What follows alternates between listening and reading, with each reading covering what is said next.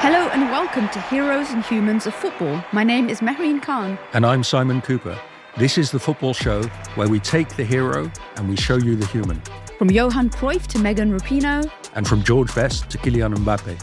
This is the Human Football Podcast. Last week's episode was on Johan Cruyff, the Dutchman who invented modern football. If you haven't already, be sure to check it out. Hello and welcome. I'm coming to you from Munich. It's the morning after the Spain-France game, and Spain have played themselves into the final of the Euro, and Lamine Yamal, their 16-year-old winger, has played himself into the history books. He scored a frankly brilliant long-range goal last night in Spain's 2-1 win, and he's now the youngest person ever to score at a Euro or a World Cup. The second youngest is Pelé. Pelé was 8 months older than Yamal is now when Pelé began scoring at the World Cup in 1958, which of course he went on to win with Brazil age 17. So that's some precedent. Today's episode is about Lamine Yamal and his partner up front, the equally thrilling winger, Nico Williams, who are not just great footballers, but the face of a new mixed Spain. These are both young men of immigrant origins wearing the red shirt. They are beloved by most Spanish fans, but not by all. So this episode is about football, but more than football, it's also about Spain. Welcome back to Heroes and Humans, where we have a special pre-Euro 2022 final episode on, I think, the two kids that have lit up the tournament. Spain's Lamine Yamal, who is going to turn the ripe old age of 17 on the eve of the final this Saturday, and his best mate and his forward partner, Nico Williams. These are two boys that are the changing face of Spain. Spain, for almost all of its footballing history, has been an all-white team. Most of the ones even I can remember in the 90s and the 2000s were all white. But now we've got these two thrilling forwards, both of immigrant origin, who've made Spain, arguably, I would say, whatever happens on Sunday, the most exciting team in this Euro 2024 tournament. They're best friends, and the both of them have remarkable personal stories. Yamal's mother worked in a fast food restaurant on the Catalan coast, and now he's become Barcelona's youngest ever player to make his professional debut in La Liga, aged only 15 last year. Nico Williams is the son of Ghanaian parents who walked across the Sahara to get to Europe and ended up in the Basque country of northern Spain. So who are these men? And is Yamal, who was quite literally washed or anointed by Leo Messi himself as a baby, in brilliant photographs that have just emerged, is Yamal destined to be the heir to the GOAT at the Camp Nou? In this episode, we'll discuss all that and what the two journeys of these two best friends tell us about the changing face of Spain. Now, Simon, I'm super excited about this episode. I'm going to claim that it was my idea, mainly Fair because enough. of perhaps a bit like the Bellingham episode, and let's be honest, these guys make Bellingham look like a granddad. They are two guys that lit up a tournament who've got incredible personal stories, and basically nobody knows that much about them. And we've decided to put them in a pair because I think that's probably the best way to tell the story of not just these two guys, Williams and Yamal, but millions potentially of younger people in Spain who were growing up with immigrant origin parents and immigrants who, crucially, are coming from outside Europe. Yes, it's a story about more than two people. That's the way we like to roll on Heroes and Humans. A couple of stats. Lamine Yamal became Spain's youngest ever debutant and scorer when he was 16 years old and 57 days a few months ago. Nico Williams, who turns 22 this Friday, is the second Williams to play for Athletic Bilbao after his brother Iñaki, who is the club's ever-present centre-forward. The brothers still play for Atleti together, but Mehreen's Chelsea are, sadly, apparently poised to sign Nico just as they sign everyone else and then throw them down a memory hole from which they never heard of again. Chelsea would be a particularly poignant place for Nico to go because, as we'll explain, his dad used to work there. I don't think it's going to happen for many reasons. But as we will explain in the episode, you said it would be a strange homecoming for Nico's family if that does happen. I think he's more likely to end up with his best mate at Barcelona. And for this episode, we've called in the help of Axel Torres, a journalist who is the brain of Spanish football. I have admired him for a long time, and we actually were on a panel in Bilbao together 12 years ago with the great food writer and football writer Bill Buford. So Axel will be coming in periodically to explain the nuances of Lamine Yamal, Nico Williams, and Spain today. So Simon, let's start with the elder of the pair, Nico, and his life story, because we know a little bit more about the Williams family through his older brother, we've already mentioned, Iñaki. Tell us the incredible story about how the Williamses end up in Bilbao. Now, this is about 30 years ago. Ghana at the time is even poorer than it is now. The parents, like many West Africans, want to get to Europe for a better life.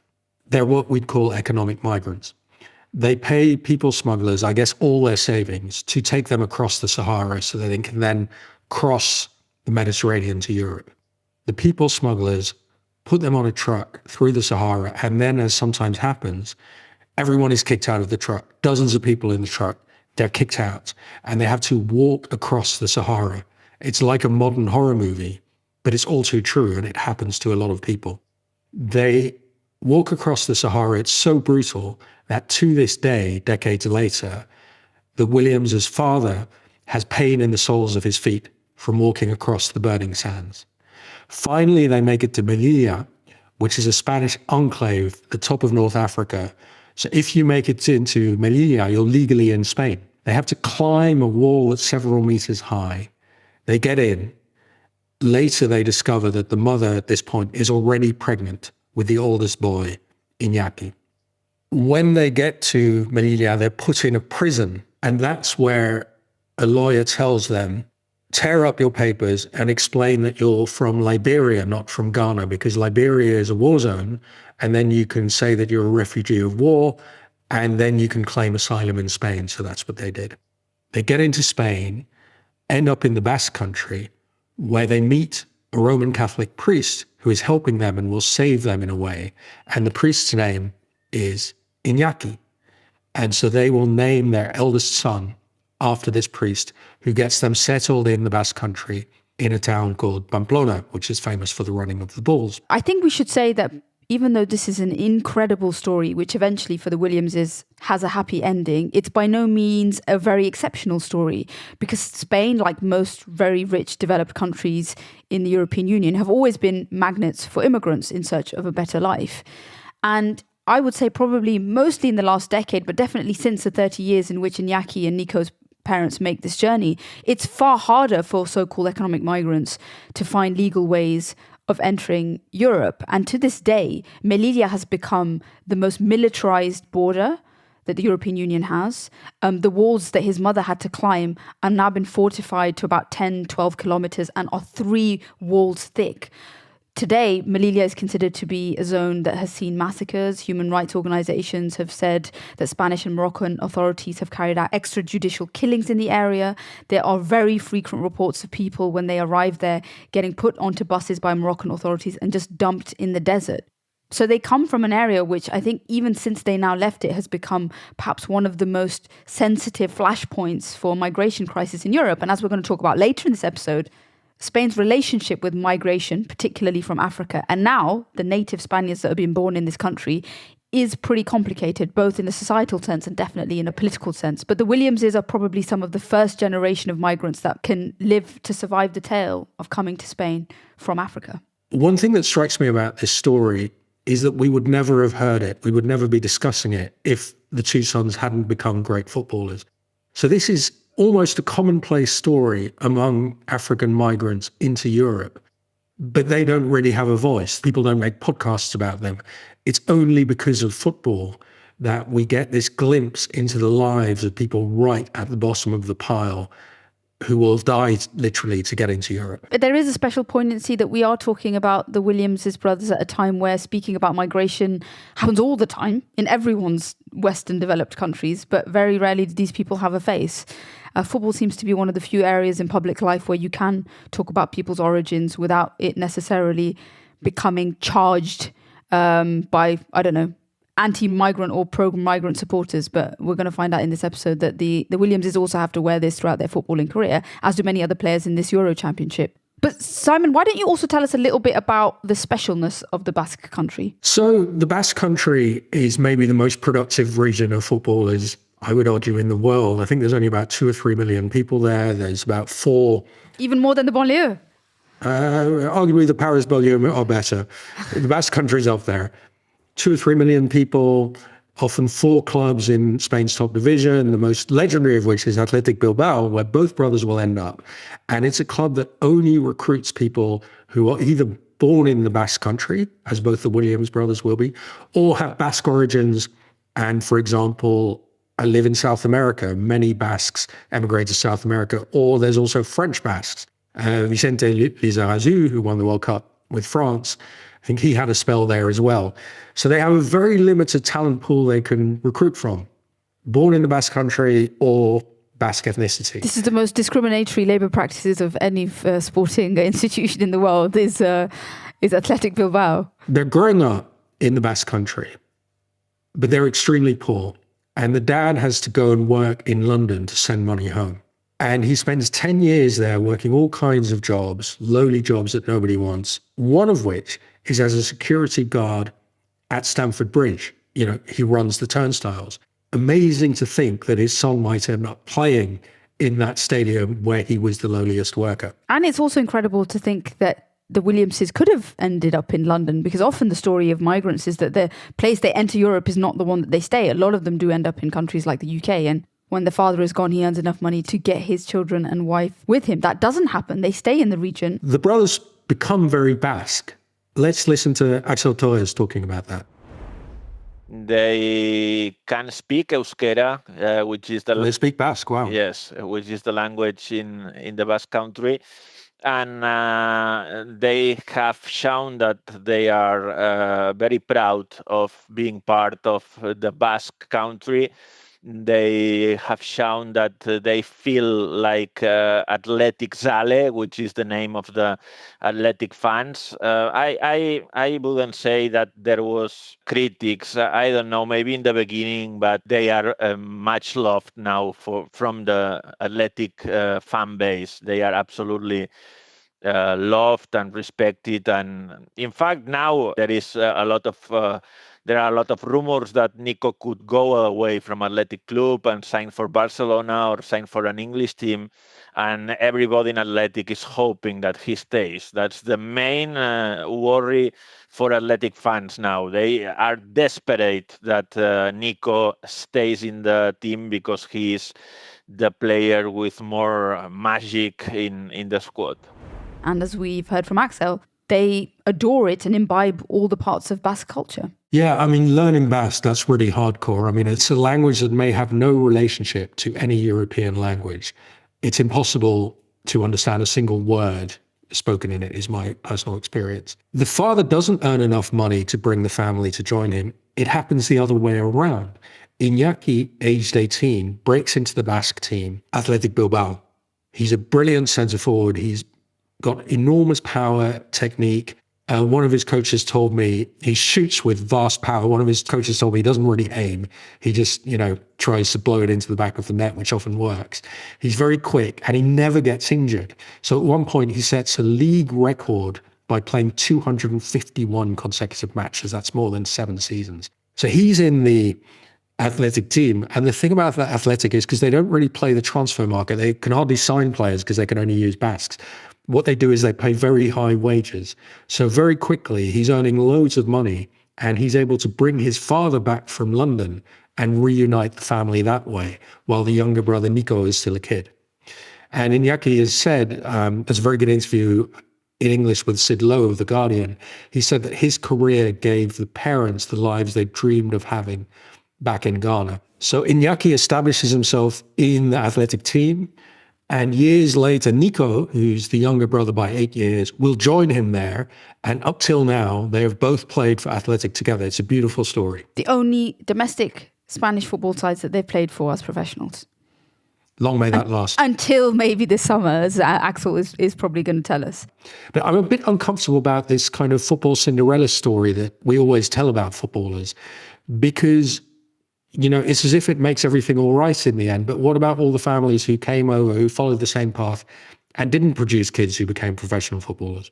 Exactly. I mean, and that's the irony of what we're doing. In some ways, by shedding a light on these players, we are creating a human face to migration, but we're also doing I'm not sure if it's a disservice, but I mean, I kind of share your discomfort. What I would say, however, is that there's kind of been the stereotype that when footballers do really well, it doesn't matter where they come from because then they're Spanish or English. But we're also seeing in this tournament, maybe we can talk about this later, is that footballers that are doing really well in the countries that aren't their parents' home countries still get a lot of crap. And the one that comes to my mind is Tony Rudiger, who's probably become one of the best defenders in the world.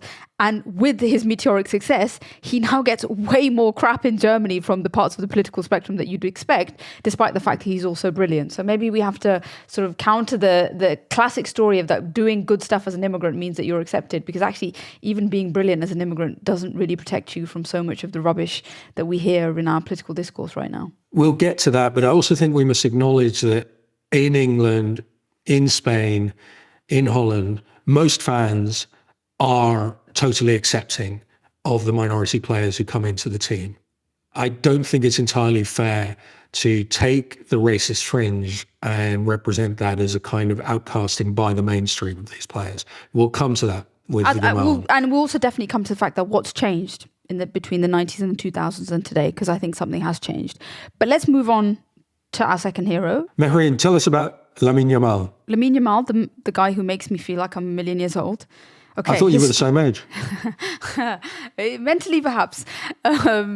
So like Nico, Lamine Yamal is a product of immigration. And it was his grandmother, Fatima, who emigrates to Spain from Morocco over 30 years ago. Fatima then brings some of her children over with her to Spain. And this includes Lamine Yamal's father, Munir. His mother is also a migrant to Spain. She's from Equatorial Guinea, which is a former Spanish colony. And they meet, and Lamine Yamal is born in 2007 in a suburb of Barcelona. 2007 was not that long ago. Simon, what were you doing in 2007? Well, I was raising my oldest child, who is older than Lamine Yamal. That's how old I am. That's incredible. I think I was just about thinking about going to university, but I didn't know what a central bank was or anything at all. Or anything at all. And Simon, I've not been able to move on the internet without seeing this incredible and what I first assumed was a fake photo of one baby Yamal and the great Lionel Messi. Tell us about this picture. And is it real? It is real. The Athletic website brilliantly tracked down the photographers, Juan Montfort, who of course remembered photographing Messi, a treat that not many photographers experience, with Messi actually being willing to pose.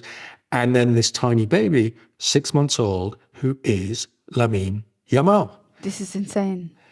It's a picture from 2007. The crazy thing about the picture is that they both look like children. Messi looks about 9. Yamal actually looks in some ways more mature and I think is staring right into the lens. And the mother took him in, which is hard to do. She took the boy 40 kilometers in for this photograph. I mean, okay, it's with Messi. And it's published in a charity calendar. This is when Barca are collaborating with UNICEF. And so they do a lot of pictures of players with children. It's all very beautiful. And now, of course, this picture takes on a different meaning. A very symbolic photo. It's almost like a 17th century painting, in that you have Messi washing him in this little plastic bath of water. And, it has these mother and child resonances of religious paintings. It's almost like he's baptizing Yamal. He's blessing him as the next GOAT. So it's a photograph that means so much more than it did when it was taken in 2007. And I think a photograph that may be with us for the next couple of decades of Yamal's career. So after this photo, Yamal grows up in this neighborhood called Rocafonda in the seaside town of Mataró, which is just up the highway along the coast from Barcelona. It's on the sea, but it's a poor, mostly immigrant place. And Yamal grows up there among cousins because, many of his grandmother's children came there. They all assembled there. And his uncle Abdul runs a bakery there. So it's very much his hometown. His parents separate. His mother works in the fast food restaurant. He's very proud of Rocafonda. It really is his hometown. It's the town of his family.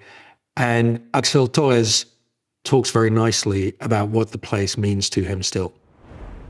The neighborhood is poor and there is a lot of immigration. So he feels very proud of this neighborhood when he scores a goal. he does a sign with his hands to show number 304. 304 is the postcode of Rocafonda, which is the neighborhood in which he was risen. That's beautiful. Yamal's genius is identified early, first by Messi when he's 6 months old, and when he's 7 years old by Barça, and he begins training at the Masia at that age. So we have the story of two boys, Nico Williams and Lamine Yamal, whose families come from very humble origins, but I think it's right in saying seem to have the good fortune of ending up in parts of Spain with incredibly rich footballing traditions. And that means that both Lamine, who's able to enter perhaps the most prestigious club academy in the world, La Masia, which is on his doorstep, and the Williams' brothers, who get to be a part of this incredibly fertile Basque footballing culture, are propelled to footballing stardom. So it's a bit of luck and probably some that they deserved, given everything that we've heard about where these two boys have come from. Yeah, I'm going to say that had they grown up in Ghana and Equatorial Guinea, they would not have become great footballers. Western Europe just does seem to have that combination of youth training, examples of around you, top professional clubs, and also nutrition and healthcare, which allows talented kids to become great footballers. Yamal debuts for Barcelona crazily when he's 15 years old, and very soon afterwards for Spain. Now, this early debut is partly because he's brilliant, but it's also because Barcelona are desperate. The club does have a tradition of blooding players very young. That goes back to Johan Cruyff. Listen to our episode about him. Also listen to the Pep Guardiola episode where we discuss this. Cruyff's mantra was good enough, old enough, and he'd throw kids from the Masia into the first team. And Barca fans love it because they remember Barca becoming the best club side maybe in the history of football, with mostly homegrown players in the 2008-2015 era. But this reliance on kids goes from being a virtue to being a desperation measure. From 2019, the club starts running out of money. There's no more cash to buy big stars. And so the story the club starts selling to their fans is, well, we produce our own stars. And any gifted kid in the Masia is thrown into the first team, whether he's physically ready or not. Now, so there's one scenario that Yamal becomes Messi and has this brilliant 20-year career at the top. But there's another scenario where Yamal becomes Ansu Fati. You know, I saw Ansu Fati for the first time in the Camp Nou 5 years ago, 16 years old, playing alongside Messi. He was going to be the next Messi. And we asked Axel Torres about the risks of Barcelona potentially stunting the development of some of their most promising players. What I worry about a bit is Barcelona brings in players so young nowadays because they can't afford to buy the great players they used to buy. So Ansu Fati also made his debut for Barcelona. He was 16, Gavi at 17. And Ansu Fati got injured. He has not become the great player people thought he would. Gavi has torn his cruciate ligament. He is injured. Is Barcelona bringing these young players too quickly before they are physically ready? Could that be a risk with Yamal? This is a question that everybody is asking. Obviously, there are worries about Lamine Yamal being the new Ansu Fati, because Ansu Fati 3 years ago, it looked like he would be the best player in the world. Everybody in Barcelona thought that they had found the new Lionel Messi, that the new star was here. And now I won't say that Ansu Fati is finished, because he can turn things around and be an important player again. But his last 2 seasons has been very disappointing. Yeah. I mean, I remember 4 years ago or so, I was at Barcelona and one official told me they'd received an offer of about 200 million euros, I suspect from Manchester United, for Ansu Fati. And this guy was very proud they had rejected that offer of 200 million, which now they would love, of course, to be able to sell him for anything a quarter of that. And as you say, he's been on the bench at Brighton. It seems that Barca don't want him anymore. So this is a possible sad ending for Yamal if his body is being called upon to do too much too early. I think that's a warning that Barcelona medical staff and also the technical staff, they have in mind, and they have to be very aware of the risk, but they are playing him. They are playing him because he is the best. In Barcelona, that's true that Xavi maybe was resting him at some point. He was not playing every game because of that. But in the Spanish national team, look, this is a short tournament. You need the best players to play the most important games. He's the best player in the team, maybe with Rodri, with Nico, with Fabian. They are maybe the best players in the team. But yeah, I think that the warning is there. Then their coaches know that. But even the temptation to play him is very, very big because of his quality.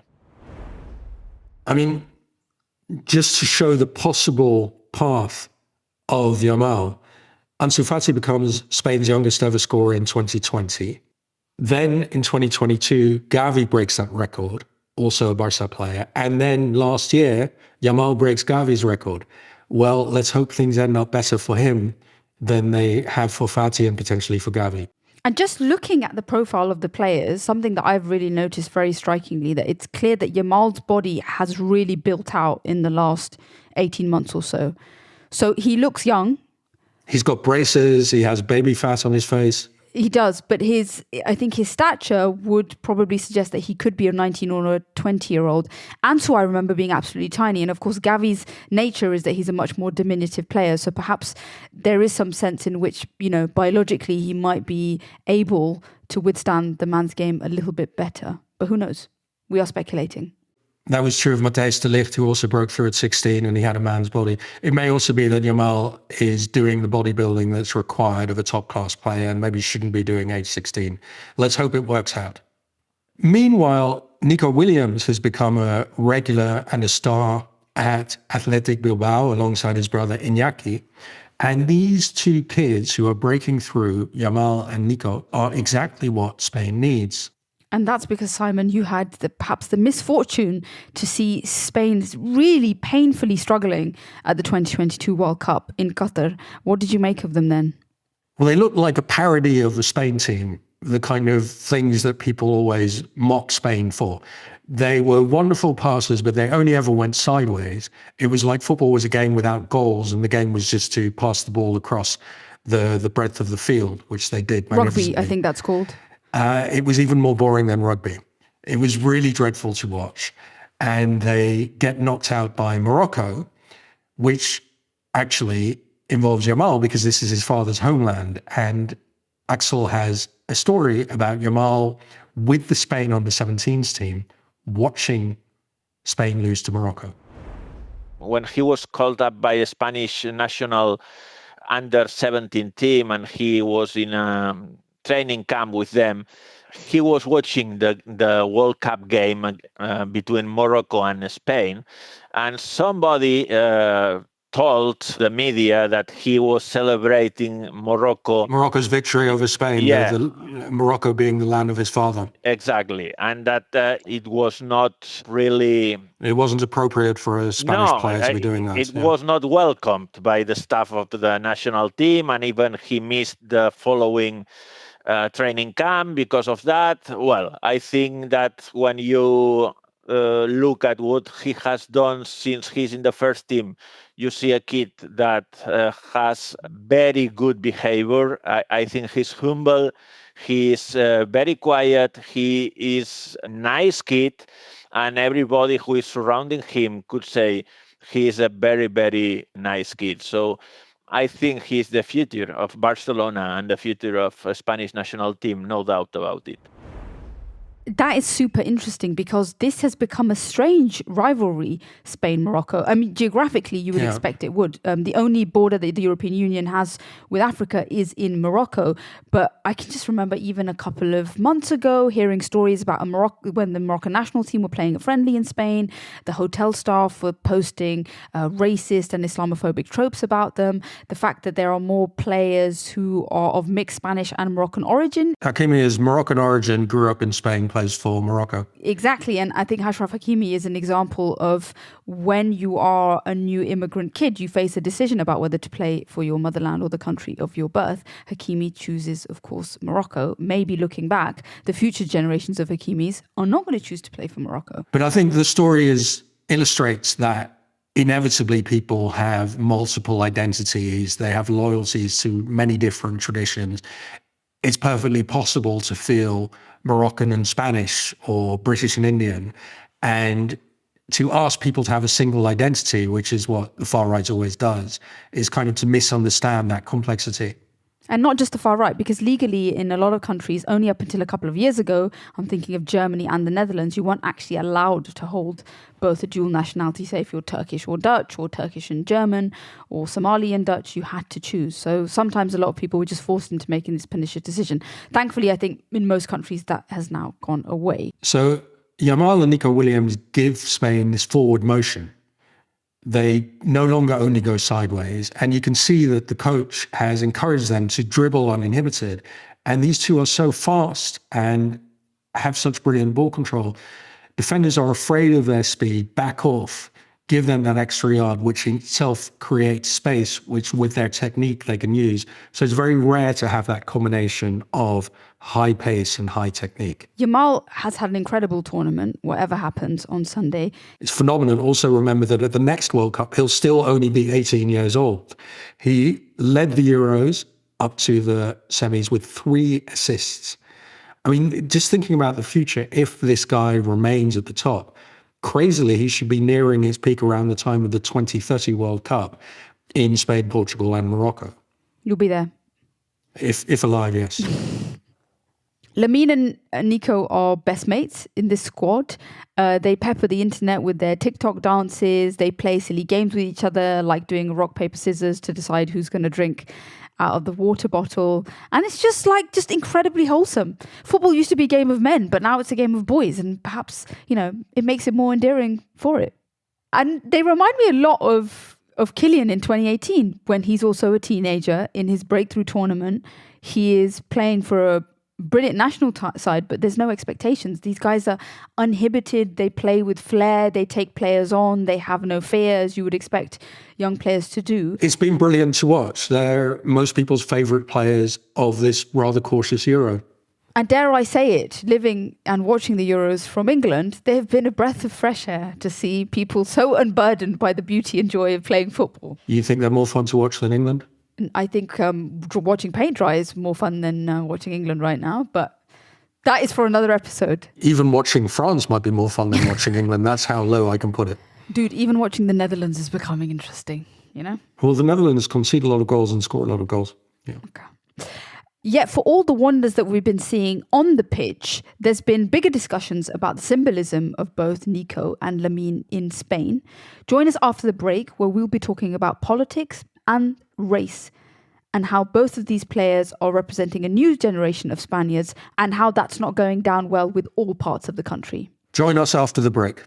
So, you want to be a marketer. It's easy.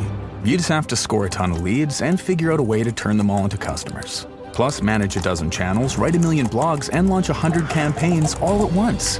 When that's done, simply make your socials go viral and bring in record profits. No sweat. Okay, fine. It's a lot of sweat. But with HubSpot's AI-powered marketing tools, launching benchmark-breaking campaigns is easier than ever. Get started at HubSpot.com/marketers. This is a reminder that you're listening to Heroes and Humans of Football with me, Simon Cooper. And me, Mehreen Khan. Welcome back to Heroes and Humans. You join us as we are discussing 2 players, Nico Williams and Lamine Yamal, who for many reasons are breaking the mold in Spanish football. And one of the biggest reasons, of course, is because they are both black, Simon. Yeah, now teams like France, England and Holland have been very mixed for decades. Spain has had very few black players. Yes, Marco Senna won the Euro with them in 2008, but he was a Brazilian who came to Spain in his mid-20s to play professional football and later naturalized. Whereas Yamal and Williams are Spanish-born with immigrant origins like millions of new Spaniards. Now, how are Spanish fans dealing with this, having 2 black men as your new national heroes? This is a very valid question, because we know that both Williams brothers, as well as Vinicius Jr. at Real Madrid, have faced horrible abuse in club football. There was an episode just in April where Atletico Madrid were initially given a 2-game stadium ban for racist abuse of Nico Williams. The club appealed it, and they won the appeal because the Spanish Federation said, well, Atletico couldn't have prevented an isolated incident. And it was this typical response that we are used to seeing from a lot of football federations. Oh, racism is not such a big deal, just let it go. And I think particularly the Spanish one, because their authorities seem to have taken, I think, one of the worst attitudes towards this kind of stuff. We spoke about this in the Bellingham episode, again, with reference to Vinicius. I mean, I think the question is that whether people like Nico and Lamine, who are becoming stalwarts of Spanish football, finally could mean that the tide turns on at least the institutional response to racism. Although, having said that, I don't think in the 2023-2024 season we saw any evidence of it. Well, in June, there was a first ever conviction for racism in a Spanish football stadium. This was legally possible, but nobody had ever been convicted before. Last month, 3 Valencia fans were found guilty of racist abuse of Vinicius Jr. in the Mestalla, and they were given 8-month suspended jail sentences. So they didn't go to jail, but they were punished, and it will be on their record. And Vini's lawyers were happy about that. And so maybe finally the Spanish authorities are starting to take this seriously. And unlike other national teams, the Spanish national team plays a particularly unique role in the Spanish psyche, because this is a country that has been, I guess, regionally divided for so long that the national team has always been a bit of an oddity compared to, say, other countries like England, for example. Yeah, in Catalonia, where Yamal is from, and in the Basque Country, where Nico is from, Spain is not particularly supported. I mean, the Catalan authorities and many fans are not at all happy when Spain won the World Cup. That has begun to change a bit in recent years, but actually this time the team is more popular than before around Spain. And most fans, I have to say, have embraced Nico and Yamal, who have brought an excitement that was completely lacking a year and a half ago to the Spain team. Another thing is that the issues, the tensions around the Spanish team were in the past not so much about the very few black players, but about Catalan players particularly. So Gerard Piqué was not popular with many Spain fans because he was seen as being anti-Spain. He was seen as being a Catalan separatist. Pep Guardiola is not popular in most of Spain because he's also seen as for Catalan independence. So those were the tensions. Whereas, Yamal and Nico, they've never expressed an opinion, I think, on separatism for the Basques, for the Catalans. So they in some ways, they're much more Spanish than Piqué or Guardiola are. And a lot of the militancy that the Basque region was known for in the 90s and the 2000s has also severely died down. So, I guess the politics of both regional separatisms has been far less poisonous in recent years, and that's helpful. So most of the Spanish supporter base is delighted with Yamal, with Nico, but of course there are always going to be some right-wing provocateurs who latch on to the presence of black players to score on social media. So there's this provocateur called Alberto Caliu, who, when Marca newspaper posted a picture of its front page with these two guys on the cover, he wrote, the Spanish national team shirt should only be worn by Spaniards, to which Nico Williams rightly responded on social media, turn off the radio, dimwit. And, so you get a few of these provocateurs. There's a far-right activist called Vito Quiles, who's associated with this new extreme far-right party, which is even more far-right than the far-right party Vox. They obviously represent a small constituency within Spain who is suspicious of people of immigrant origin and think they shouldn't be playing in the red shirt of La Roja. And weirdly, one player in the Spanish team is associated with this tendency. Dani Carvajal, the Real Madrid right back, who I think has won 6 Champions Leagues. A stalwart of this Real Madrid team. A stalwart of Real Madrid and of Spain. And, Madrid is very much associated with unitary Spain and with Spanish nationalism. And Dani Carvajal takes that to an extreme. Axel Torres is very good on where Dani Carvajal stands politically on immigration and Spanishness. Let's listen to Axel. People say that the far right have a representative in the Spanish team, which is Dani Carvajal. How do you see that? Yeah. And even in the first game, Yamal gave Carvajal an assist. Yamal made a cross and Carvajal scored the goal. Well, Dani Carvajal has never said he is pro-Vox, but he has invited Abascal, which is the leader of Vox, to the Bernabeu VIP seats, and even has put some comments on Twitter supporting some demonstrations of the right parties. So yeah, more or less everybody know the sympathy of Dani Carvajal for Vox. What I can see is that they behave normally in the pitch. Even they were together after that goal and smiling and in a very friendly way. So Simon and Axel both mentioned Vox. They're a political party that formed in 2013 in Spain after the country's financial crisis. They're sort of an anti-immigrant, hard-right party which sort of prey on cultural war issues and are a pretty established part of the Spanish political furniture these days. Yeah, they're the Spanish Front National or Reform Party in the UK. And they hate Catalan independence as well. So one of the weird facts of this Spanish team is that Dani Carvajal, friend of the Vox leader, is playing on the right behind Lamine Yamal, face of the new multicultural Spain. And they seem quite happy on the field together. So we've told the story of these two young black men who have become the face of this very exciting Spanish team, have been accepted by most of the population, but not all, who came from completely different, very poor circumstances in African countries. What does this story tell us about Spain today and Europe today? And so this is a part of the episode where we often talk about legacy, but that's probably not appropriate when you're 17 and 21. 16, remember 16. Sorry, I've already preempted his birthday. Inshallah, he's going to make it to 17 and then win the Euros. I don't want to put against England, but hopefully against England. Simon already touched on why telling the story of people like the Williamses and the Yamals is important. And then we've also touched on how we're both also a little bit uncomfortable with doing that because we're perhaps giving a skewed sense of, how the migratory dream is available and open to people who want to come to Europe. And the truth is that it's not. Yeah, it's a Cinderella story, and there are very few Cinderellas. The Williams family, the story of their crossing the Sahara, these are exactly the people who risk their lives to come to Europe. These are the people who so much of European media obsess about, who political parties like the British Conservatives obsess about and turns into hate figures. These people who must be kept from our shores at all costs. And then Nico is born in Spain and becomes beloved, a Spanish hero. At the same time, the same week that he's helping Spain reach the Euro final, Spain's Conservative People's Party is calling for the army to be sent to intercept rafts that are supposedly bringing illegal immigrants across the Mediterranean, that are bringing people like the Williams family from Africa to Europe. This was a policy previously proposed by Vox of the far right and is now entering the Spanish mainstream.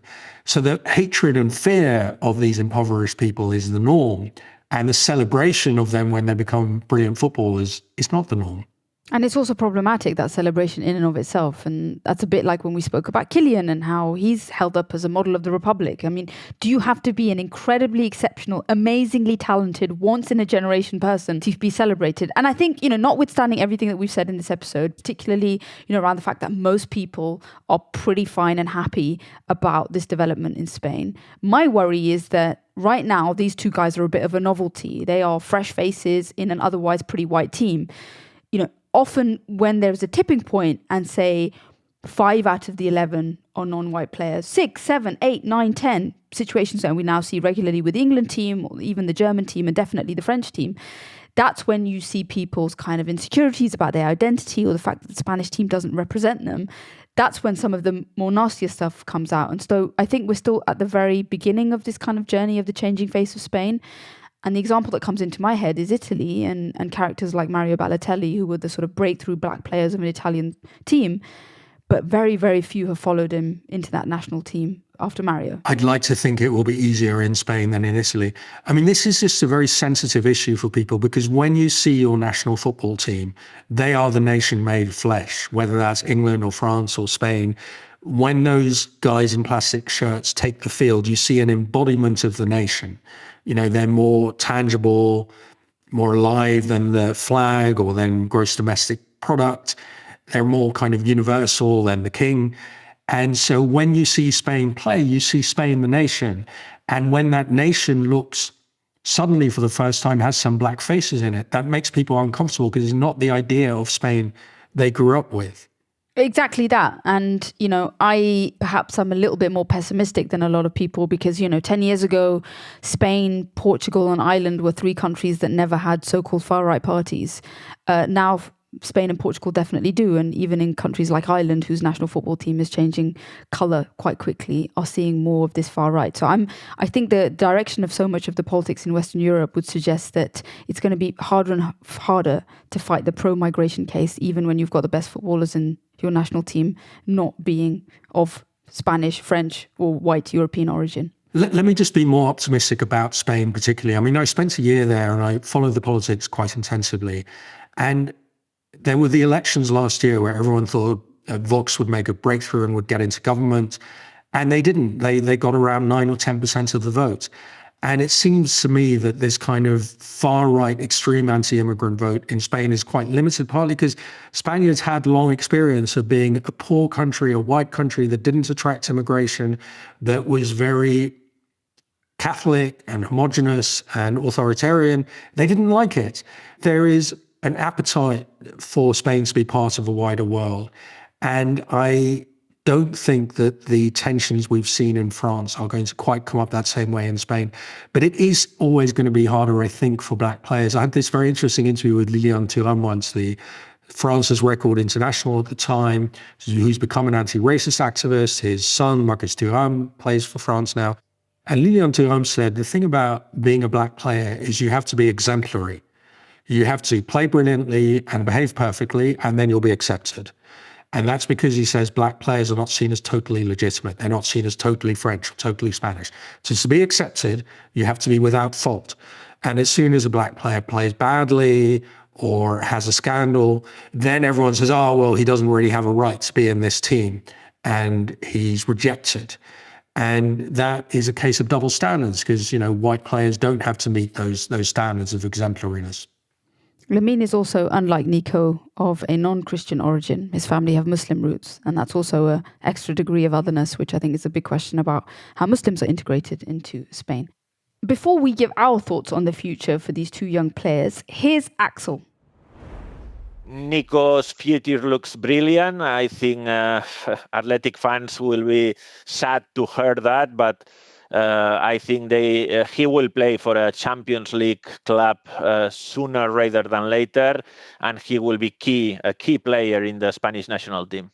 I think the future looks like being impressive for Lamine Yamal. I think he could be one of the star players in the planet. We don't know because it's too early. He's only 16, but wow, if everything goes in the right way, he will be a top-class player. We've spoken about Lamine, the human. Let's talk about him as the player. We've mentioned a couple of archetypes. They're quite extreme. One is Leo Messi. The other one is poor Ansu Fati. Where does we think he's going to end up? I think chance of becoming Messi is about 1%. Chance of becoming... Even for him? There is only one Messi. Chance of becoming Messi is 1%. That's very high. Chance of becoming Ansu Fati, you get injured early, you decline early, you never realize your greatness, I would say about 25%. And so the vast probability for Yamal is he ends up somewhere between those two stools. That's not too bad.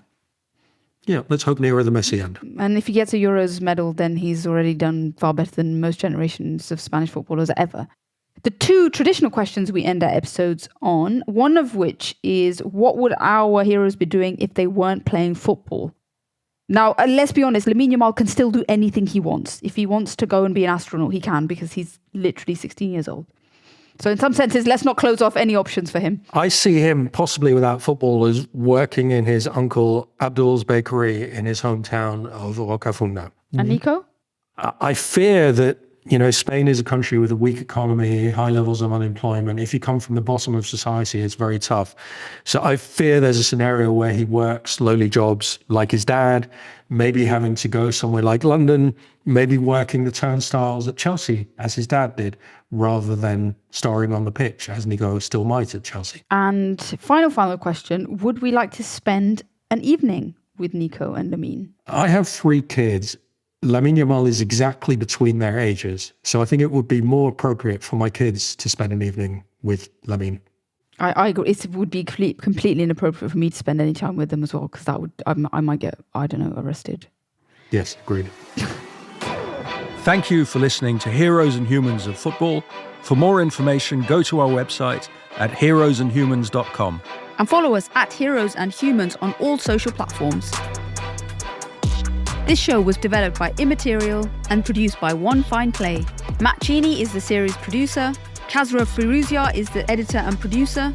We have been your hosts, Mehreen Khan and Simon Cooper. And this has been Heroes and Humans of Football.